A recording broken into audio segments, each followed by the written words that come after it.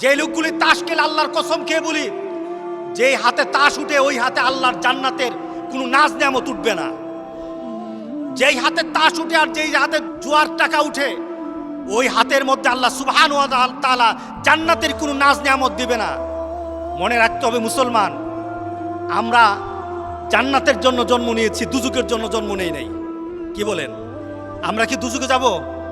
অর্থের কারণে, জুয়ার কারণে তার কত ক্ষমতা বেড়ে গেছে। তারা বলে না, আমরা তো মরার পরে জান্নাত যেতে চাই, মরার পরে দরকার হলে খতম পড়াম, চেহালাম করব, এরপরে দরকার হলে 40 করব, যত আছে সব করব, তবু জান্নাতে যেতে চাই। কথা ঠিক না? আচ্ছা বললেন, জান্নাত কি আমার নিয়মে হবে নাকি আল্লাহর নিয়মে হবে? জান্নাত কি আমার চিন্তাতে হবে নাকি আল্লাহর চিন্তাধারায় হবে? মুহাম্মদুর রাসূলুল্লাহ সাল্লাল্লাহু আলাইহি সাল্লামের নিয়মের বাইরে চলে কোনো ব্যক্তি জান্নাতে যেতে পারবে না।